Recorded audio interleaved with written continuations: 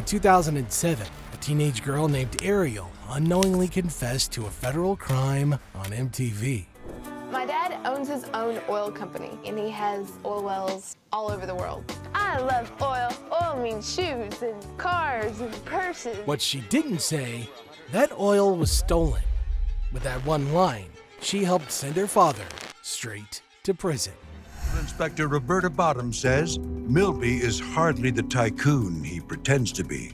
He's actually a failed oil man who sold cars right before he started Mid-America. Gary Milby, along with attorney Brian Kaufman, lured more than 260 victims into this scam. Total losses more than $36 million. MTV's My Super Sweet 16 was a flashy highlight reel of teenage entitlement, dripping in diamonds, ego, and sometimes straight up fraud. Stand on a one time. Your birthday party. Yeah. Jesus Christ. Some parties reportedly cost up to $500,000, but you didn't have to be an oil tycoon to get airtime. Express yourself in every single possible way, don't you? Yeah, try to. Yeah, and dancing, like, when did you start taking interest in that? I started dancing when I was like 2. Oh. Chris Brown threw a 2-part Sweet 16 birthday special. 2 years later, he'd become the face of one of pop culture's darkest headlines. That's in New York. You know, my father's the king. Okay. You should send the Combs bloodline. Diddy also appeared in an episode gifting his teenage son a $360,000 Maybach on MTV. Today, Diddy's in court for a different kind of party.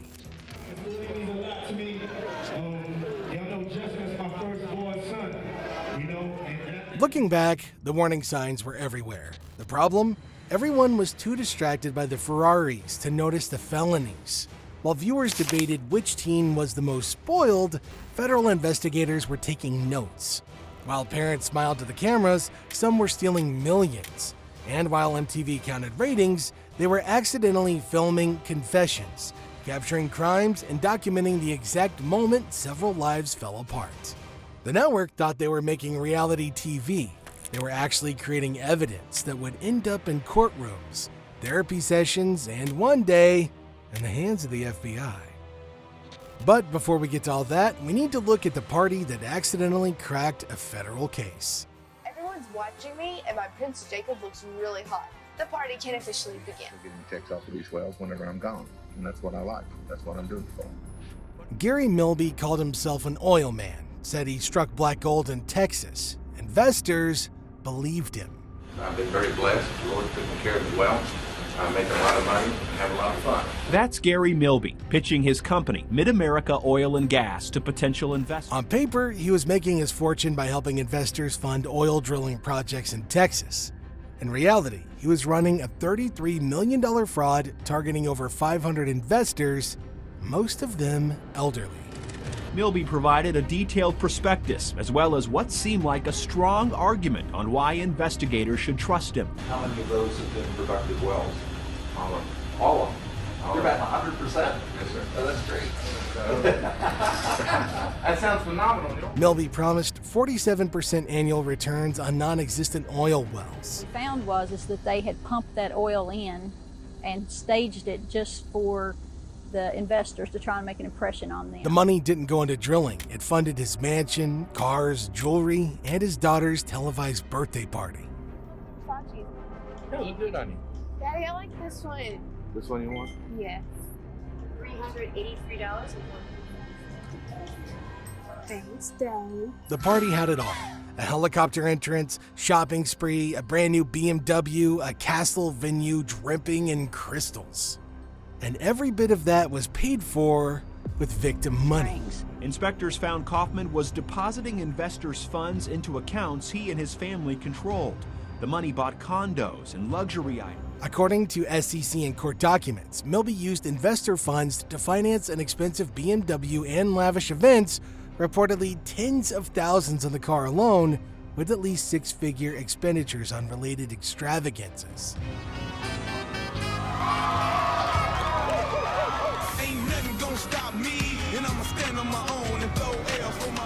And here's the kicker. Federal investigators said MTV helped crack the case, a prosecutor told American Greed.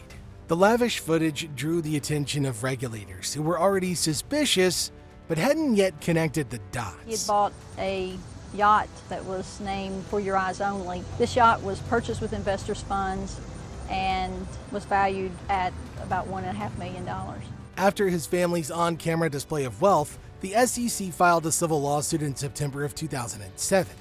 Milby was federally indicted in December 2009, convicted in spring 2011, and sentenced later that year to 20 years in prison. Kaufman and Gary Milby were both charged with 8 counts of mail and 9 counts of wire fraud. A judge sentenced Milby to 20 years in prison, and Brian Kaufman received 20. MTV had accidentally filmed a financial crime and aired it on primetime.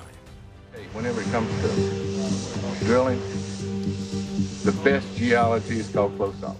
But Milby wasn't the only one getting caught. More parents were using the show as a cover for white-collar crime. And if rich people getting caught in their own lies is your kind of drama, well, go ahead and hit that subscribe button.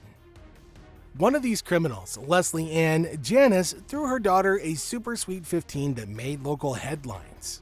2 years later, indicted for stealing $4.5 million from her employer. The money trail led straight back to that party. Even the episodes without felonies were far from innocent. Former cast member Nikki Kane dropped a bombshell in 2023. It's all fake, everything is scripted.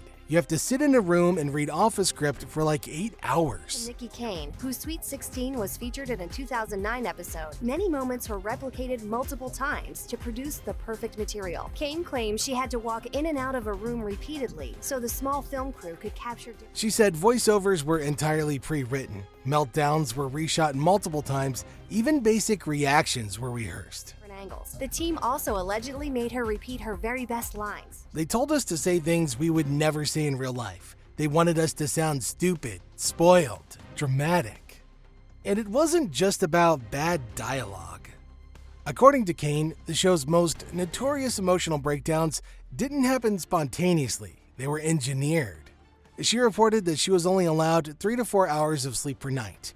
Cameras filmed her from the moment she woke up until she passed out. The goal?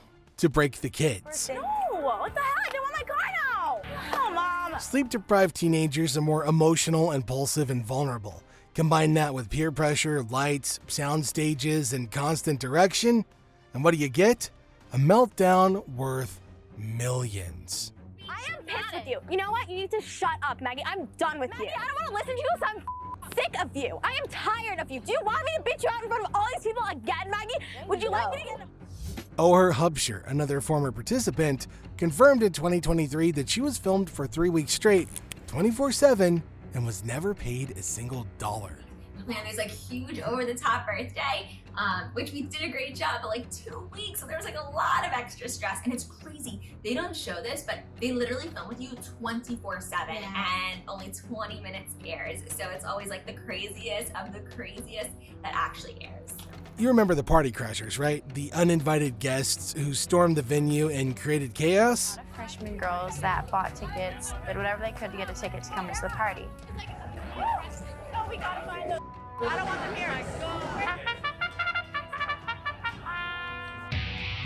It's really important that she gets out. Okay. Next time you see him again, I need to let me know exactly who it is. Security said. Yeah, turns out most of them were hired or coerced by production. One self-proclaimed party crasher revealed he was initially invited, then told by producers to show up anyway, so it would seem like drama. How do you even know we were talking about you? Sorry? Hear you. Just make sure they go away. Thank you. I didn't really feel bad for them because they knew they weren't invited. These confrontations weren't spontaneous. They were built, engineered, created for ratings. There were a lot of people pushing and shoving and starting fights. Someone's climbing up the building.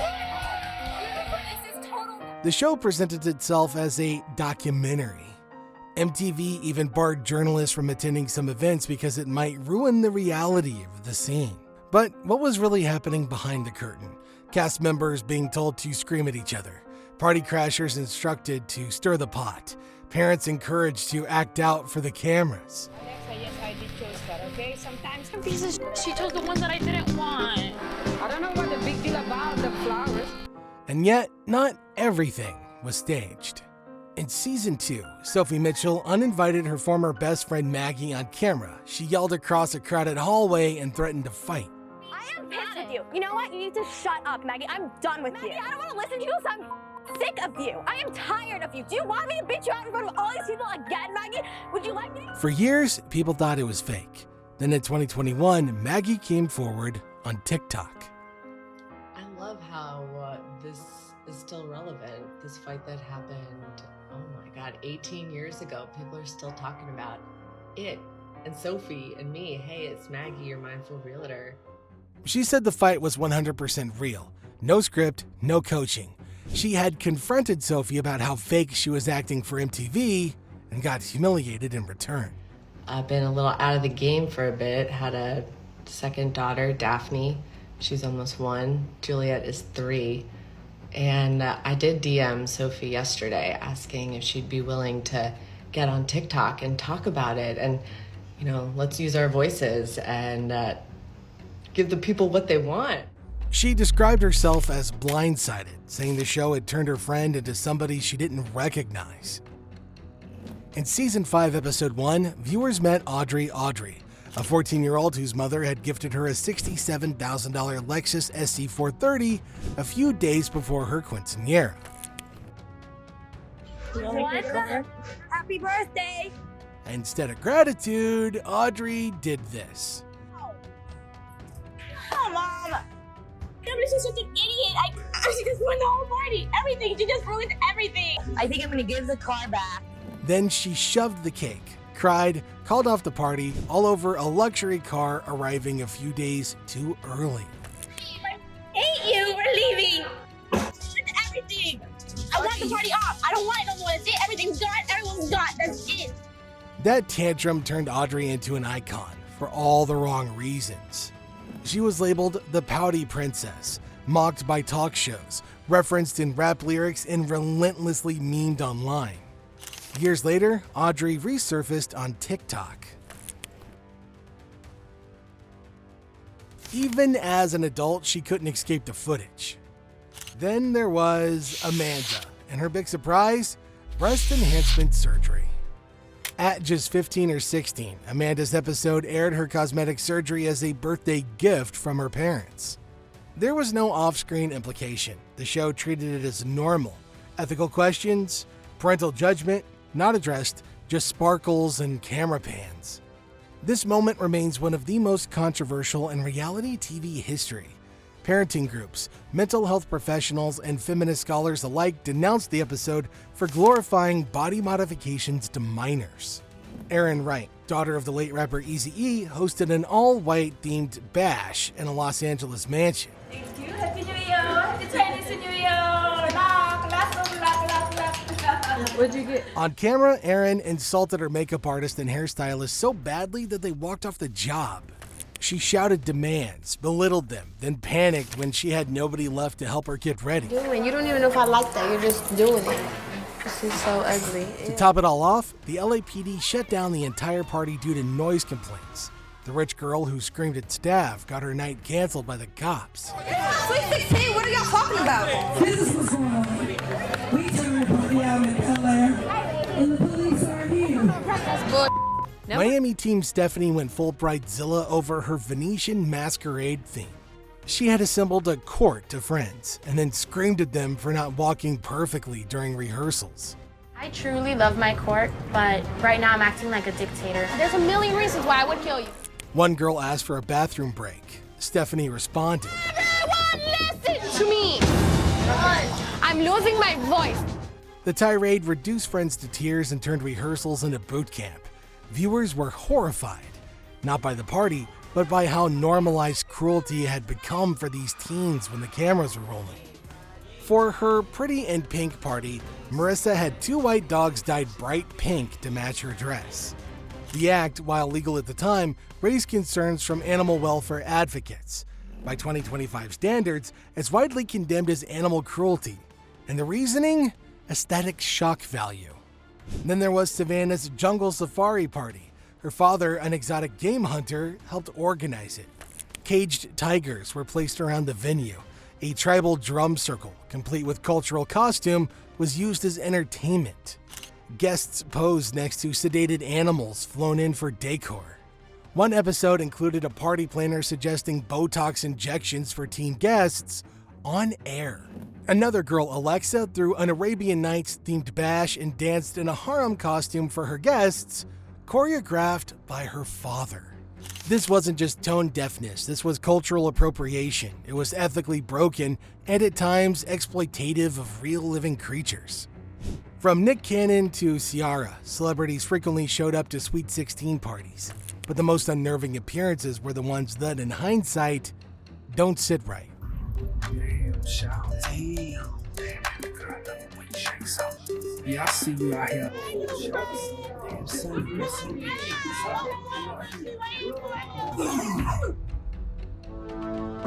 Everybody, hold on, hold on, hold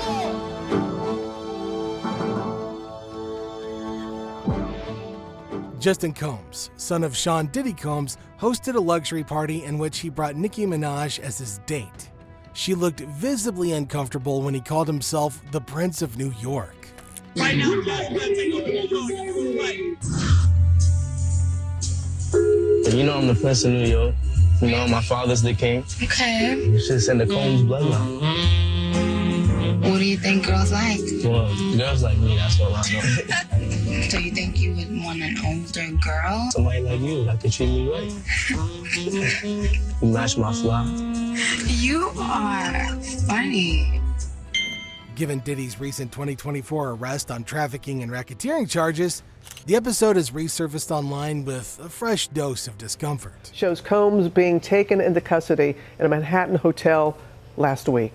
Reviewers now ask, why were adult celebrities repeatedly inserted into teen social settings for scripted TV? Some of these kids became celebrities, others were ridiculed for decades. Sophie Mitchell now works as an attorney, but still reports community backlash. Haley Grossman, who appeared on the UK version, says she still gets mocked on social media every time her episode resurfaces. Even today, the cast's worst moments are reposted as meme content. Their teenage breakdowns are frozen in digital amber, and there's basically no laws to protect them. As of 2025, only 11 US states have any laws requiring that child reality TV stars be paid. In 17 states, a parent can sign away their child's labor without giving them a cent. Some cast members weren't even listed in the contracts. They were considered bonus characters. One expert compared the show to the Stanford prison experiment, where people were put into high-pressure simulated environments that caused real psychological harm. Charlie Brooker called it a stone-hearted expose of everything wrong with our civilization. South Park made a full parody episode with Trey Parker saying, "Every single girl that's been on that show is evil." And it wasn't just satire. When the 2008 recession hit, the show's display of $500,000 parties while families lost homes became symbolic of everything wrong with American greed. MTV had created a cultural grenade, and they aired it proudly. My Super Sweet 16 started with birthday parties and ended up exposing fraud, exploiting kids, and reshaping reality TV. Some stars even landed in prison. The worst part? People couldn't stop watching. If you made it this far, you've probably got some thoughts, so drop them below, especially your most unforgettable Sweet 16 moment. And if you want to see how Dance Moms emotionally broke its young stars on camera, then make sure you click this video.